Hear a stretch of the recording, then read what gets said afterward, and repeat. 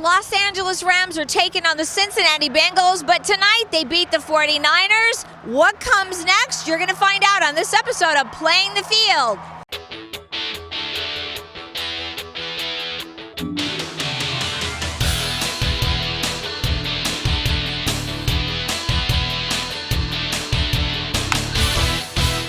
Hello and thanks for joining us today on Playing the Field. I'm Maria Serrao. Well, we opened the show with the Rams finally beating the 49ers in the NFC Championship game.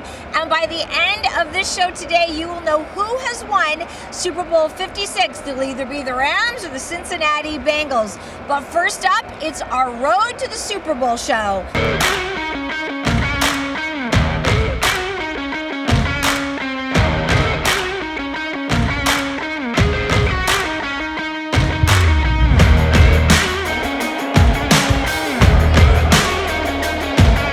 Since Super Bowl 56 was right here in Los Angeles at SoFi Stadium, that meant the Los Angeles Rams were able to work out at their home facility in Thousand Oaks, California, and sleep in their own beds.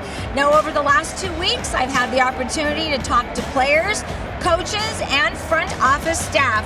So let's start with team president Kevin Demoff. We have often heard the players talk about we, not me, especially Cooper Kupp, that it's so important that they all buy in. When you look at the relationships you've built with Sean, with Les, what is the commonality that you see, that maybe you all see in each other that makes it work? I think we're all crazy in a good way. And we joke about it all the time. I mean, I think, Sean, and I say this, and, for the 5 years when people, even started asking, who's the next Sean McVay? What makes Sean McVay tick? He's the most amazing leader and communicator I've ever been around, in terms of the way he relates to people. When you are in Sean's orbit, you feel like the most important person in his orbit. He has just this unique way of connecting with players, with coaches, with staff, with everybody in the building that makes you feel better for being around Sean McVay. But what he is, he's passionate about football and he's passionate about culture. When you get around Les Snead, I don't think you could ever describe Les Snead unless you had about 8 hours to go through the mannerisms, the colloquialisms, how he talks, how he thinks. But, here's a pre-med major who basically decided to give that up to football. One of the smartest people I've ever been around. And you wouldn't know it because he can't remember our players' names, or, he has rambling sentences that go on and on. But he's a genius. But he's passionate about football. He's passionate about culture. He's passionate about pushing the envelope into new ways to think about players, talent acquisition. He's fearless. Sean is fearless. And so I think when you get into it, right, people who are passionate about culture, passionate about developing people, passionate about developing relationships, and who are fearless, those are people you want to go to work with every day. And I think the we, not me embodies the culture, the fearlessness, the trust that they place, in one another. And I love watching the two of them work. I would say great cultures are ones where people can speak their mind openly. They can challenge one another. They can ask questions. And it's in the pursuit of getting better. And people trust that everybody's intentions are aligned the same way. And that is what, our building has. But it starts at the top with Sean and Les, and then ultimately with the latitude, those are given by Stan. Kevin Demoff told me that you have to have passion and be fearless to work for the Los Angeles Rams. And those are two words that definitely describe General Manager Les Snead. Well, Les Snead is always working. He's always thinking, and he's always talking about how he could help make the Rams a better team. And we know he's not afraid to pick up the phone and call virtually any player if he thinks they're a good fit for the Rams. Here's my exclusive interview with General Manager Les Snead. Give me your thoughts right now on, just getting there this year. You have brought in so many players and, curious to ask you, what is that intangible thing that you look for when you're bringing in a player that you feel like will fit in with the Rams culture? You mentioned journey, which it is a journey because, right, you probably, it's been so long ago since we did OTAs, and with COVID, were you even able to cover OTAs? I can't even remember OTAs. We did, but I think a lot of them were actually virtual. Yes. I mean, and you think when when training camp starts and you lose Cam Akers, you lose Robert Woods, you go through a 3-game losing streak, you go through that 3 games of Omicron outbreak, you go through December, January. It's a journey, but I think it's long and there's a lot of days here. But going back to your culture thing, I think there's one thing a player has to have here, and that's a love for football, because we try to say it sometimes that there's a living culture here, but the main thing, right? Loving football, getting better at football, it's called appreciating, evolving your football acumen, taking your football acumen to the next level. I mean, that's what we do here every day. Daily improvement. You hear Sean talk about. So some of the things on the wall, but it comes to fruition in that, hey, it's all football, not necessarily right about personalities, not necessarily about, let's call it brands that can be, accentuated, through the entertainment business, through social media platforms, things like that. If someone really, really appreciates football, they have a chance to thrive in our ecosystem. And I do think if someone does it, it's going to become overwhelming to them, and they might not be able, right, to make it, and the fit may not be right. Interesting, because Cooper Kupp has reminded us many times that we, not me, is just a real thing at the Rams. And if you don't buy into that, you won't stay. You won't succeed there.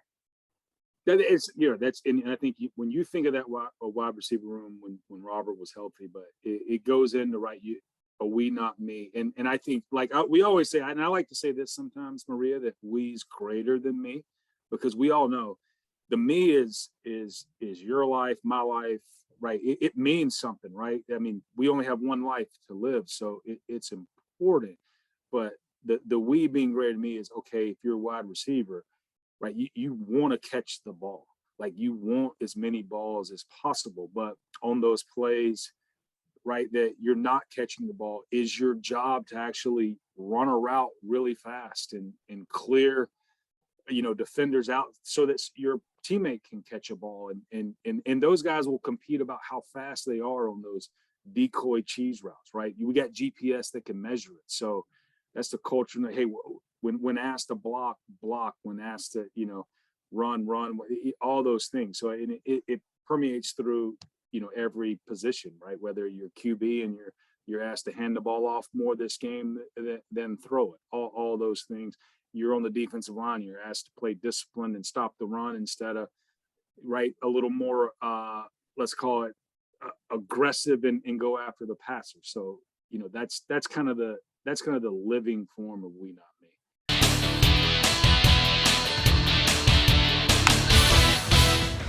Every NFL player dreams about playing in a Super Bowl, but one of the biggest honors they can receive is the Walter Payton Man of the Year Award. Now, this is given to just one NFL player every season who has done the most in his community and gives back.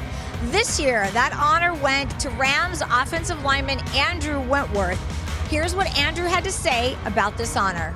What's really special is a lot of people involved that have helped me over the years be involved with the community and helping me really grow in all the things I do, and giving me ideas. I mean, going all the way back to Cincinnati when I was playing there and some of the events we were able to do. And when I came here in LA, I kind of brought some of those with me and transferred some of those ideas to here and how I could be in the community and do different things. So it's amazing the collaboration of everything throughout my career that my wife and I have been able to be a part of, and it really makes you kind of look back and think about all those cool moments.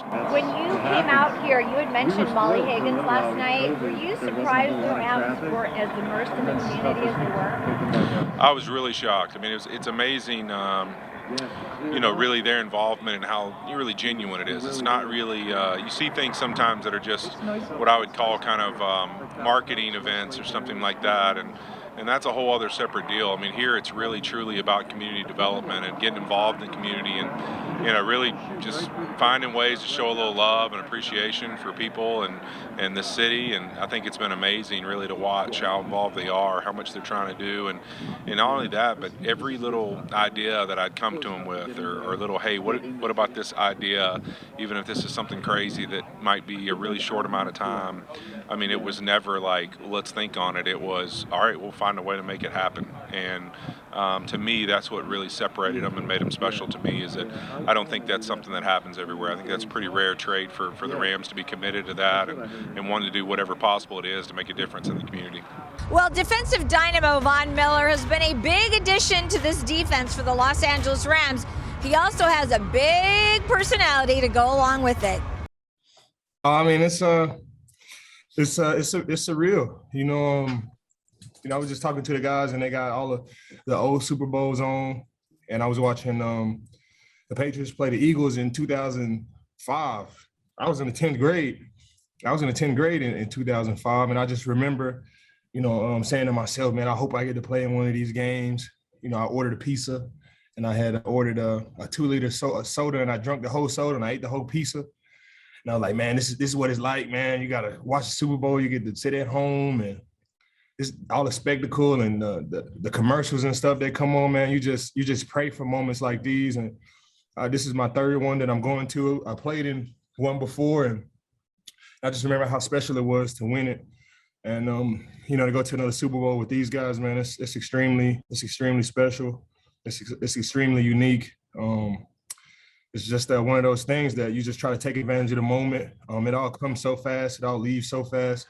And you just want to leave it all out there every single day in preparation. You want to leave it all out there in the field, leave it all out in the film room to really give yourself the best chance at success come next Sunday.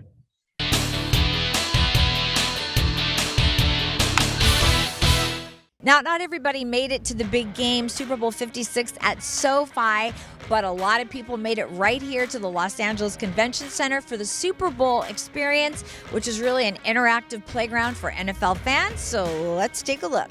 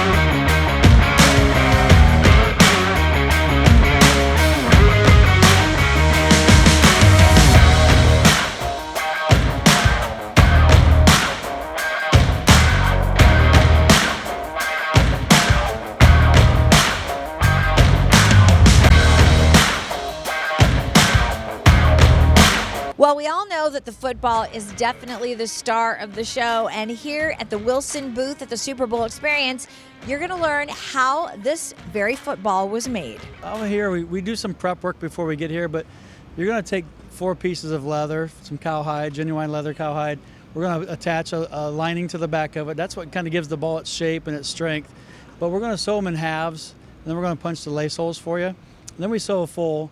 Katie's been doing this for about 7 years for us. And after you sew the full, we got to turn the football right side out, right? So that's a very challenging and difficult job. But our turners back at the factory do amazing work. So we got to physically pull all that leather through and make it right side out. After we're done with that, we're going to go to bladder and lace. And once we get it laced, we're going to go to molding. And then that's what kind of gives the ball its shape and pushes out the seams, and we're done. So. Okay. And I know that every team has a certain amount of footballs. Is that right? Yes, each team, regular season they get a certain allotment, but for the Super Bowl, each team gets 108 footballs. Okay. They get 54 for practice and 54 for the game. Now, I noticed that on your footballs, when is the actual logo put on the ball? So the game balls get the logos back at the factory. Okay. So once they're inspected, we quality inspect them. They also have sensors in the footballs for tracking purposes. So the players have sensors, the ball has a sensor. We can track everybody on the field. We know where they're going, so we check that sensor to make sure the battery's good. We put the decal on it. It ties the decal to that sensor, so when they check them at the game, they can tie everything together that way. This has got to be one of the most fascinating things to actually watch. Every football is made by hand, yes? Absolutely. You know, the craftsmanship and the pride and the passion that the folks have is amazing. You know, I came there 7 years ago. It was just a football to me, but it's not. There's so much that goes into it. And once you've been there to the factory, been around it for a while, you realize it's not just a football. It's very special. Well, this is a pretty big deal here in Los Angeles. I think you're going to have lots of Ram fans, lots of Bengal fans here, and they're all going to want to take a souvenir home, you know. Absolutely. You know, we love coming to the experience. We've been doing it for probably 25 years. So all this equipment gets stored away for a year. We get it back out. We ship it back to the next location. We ask some workers if they want to come, and we take care of them for a couple weeks, put them up, feed them, and put some work to them. And it's a great time to tell our story, and everybody has a good time. All right, Andy, lastly, you're from Ohio, so are we rooting for the Bengals or the Rams? We're rooting for a good game, Okay. right? We're a very competitive game. You know, it was interesting. As soon as that game was over with, we got a lot of phone calls, right, being from Ohio. So it was like, oh, I didn't know you guys were Bengals fans. So everybody's kind of coming out of the woodworks, but we're super happy, right? Wilson from Ada, Ohio, the Bengals, Joe Burrow's from Ohio. So it's a pretty cool story, but we're really looking for a good game. Obviously, we're the football. We play a key part for both teams. I'm really looking for a good game, so we try to stay impartial that way. Very nice. Well, thank you so much for taking us through, and welcome to Los Angeles. Thank you very much. This is my first time here, so Wow, the weather's been great, right? We just left a snowstorm, so I'm very happy. Media Day this year turned into Media Week, both virtually and in person. Here's more from the Los Angeles Rams. Yeah, it's been different. I mean, it's hard to really think about, our comparison to, really the 2018 season and going to the Super Bowl. It's almost a totally different week. Feels a lot different. So it's been interesting. And, I'm sure you'll feel a little more of the week as we go to the Super Bowl, hotel site tomorrow and all of that. But, it's been nice to have a normal, what I would call NFL home game week. Hey, Brian, it seems like all season we've been talking about, this is the year the Super Bowl is going to be at SoFi Stadium, which is obviously your home. What has this journey been like for you, just kind of going into this all year? And the second part of the question is what's it been like playing next to Andrew Wentworth all this time? Yeah, it's been a crazy ride, just like you guys. I think I saw a year ago today or whatever it was last week, we signed Matthew Stafford. And, since then, the expectation is Super Bowl or bust from, everyone from the outside looking in is, all the stuff we hear. And, we've kind of been along for the journey just like you guys and, going in and week out, just, getting better and trying to fine tune our skills. And, it's a long season and, you always, plan on making it to the playoffs and getting in the tournament and did that. And, week by week, we've just battled and gotten better, and slowly our confidence has grown, our momentum's grown, and we're here in the last dance, and we're ready to finish the job and excited to be here.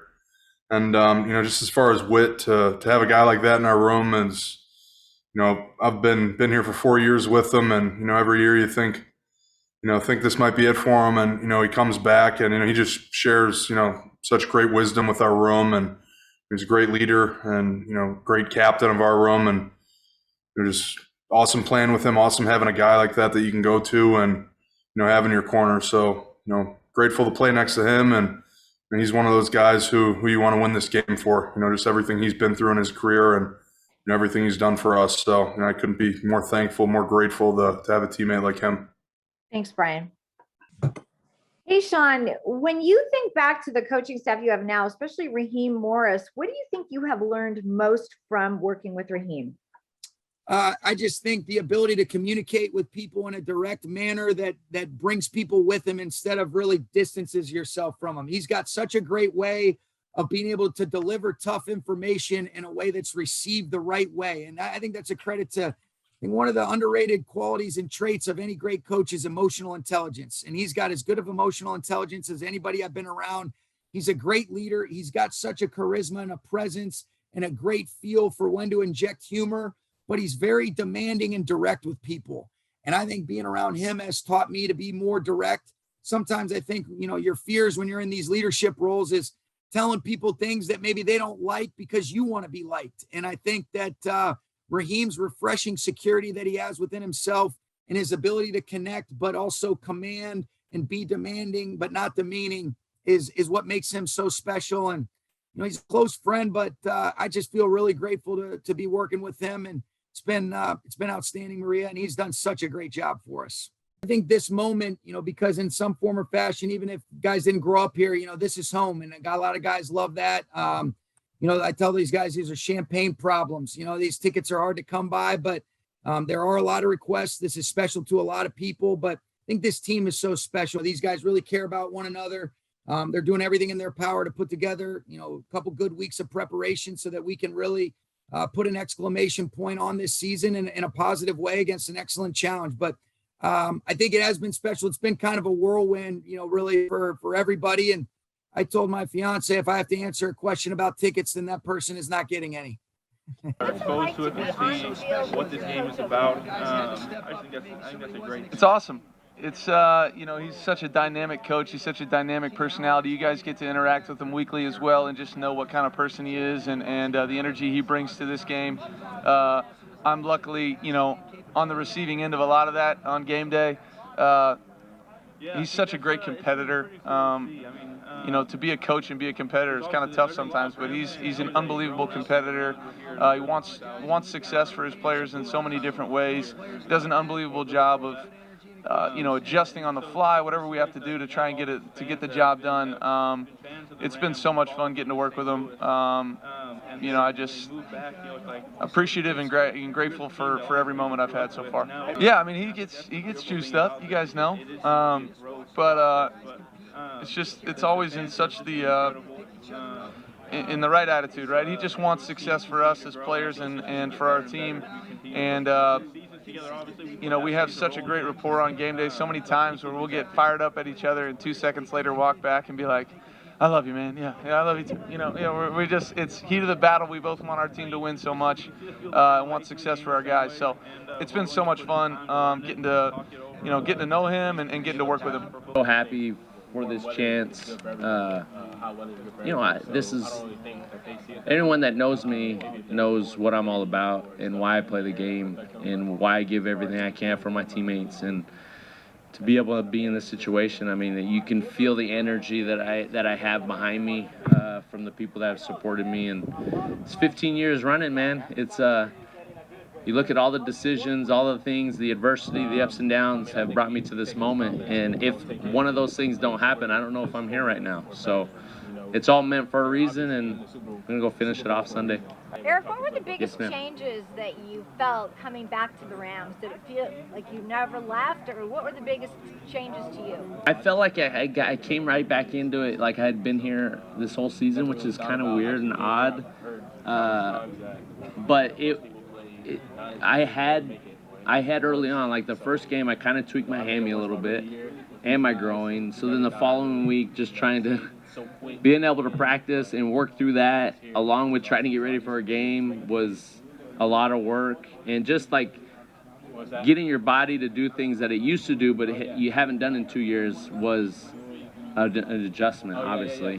So that was probably the biggest challenge. The football stuff, being on the field, seeing, practicing, running around, I could do that all day. It's more so being able to do it every play and not hurting yourself and still progressing so you don't blow your wad in the practice and not even have a chance to play in the game. So it's just managing that, being on a great program, training staff, Tyler Williams, Reggie Scott, the strength staff. I mean, they've been there from 5:30 in the morning till 8, 9 o'clock at night, all throughout the day, helping me, having a great program, strengthening, get me right for this moment that I am as good as I've ever felt maybe in my entire playing career for a game, which is insane to think about because I took so much time off. Then I had to build back up and get hurt a little bit and break down some muscles that I haven't used to this moment where I'm flying high and ready to go.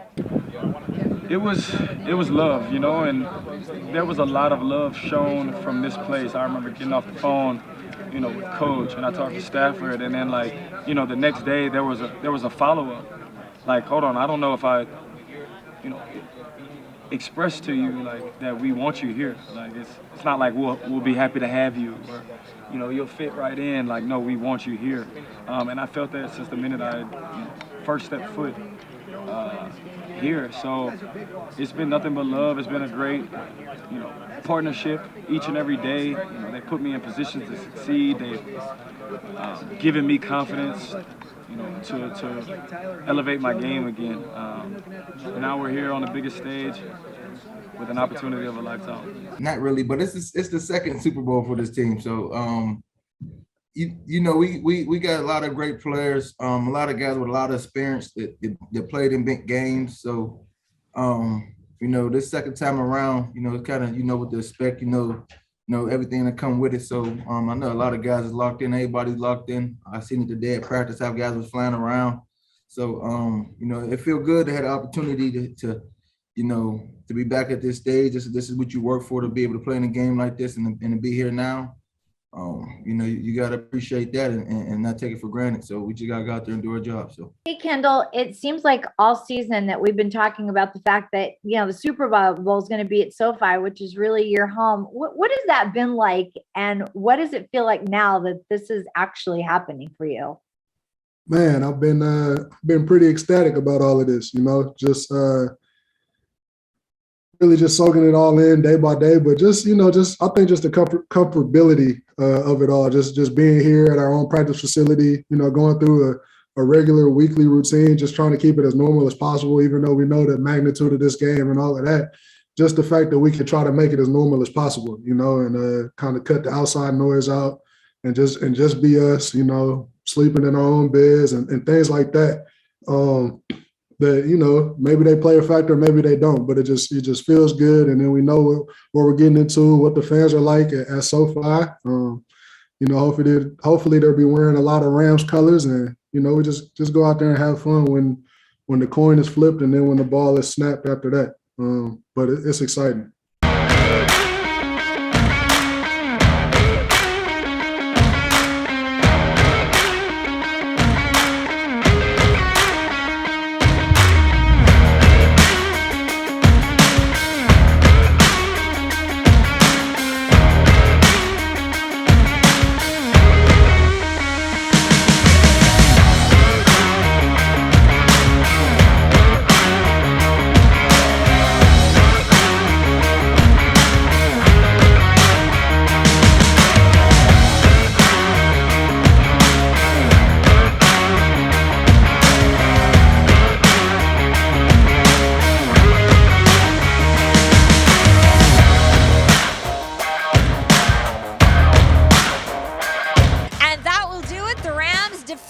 The Cincinnati Bengals 23-20. The Rams are your Super Bowl champions, bringing a championship to Los Angeles here at SoFi Stadium. Thanks so much for watching. I'm Maria Serrao, and we'll see you next time.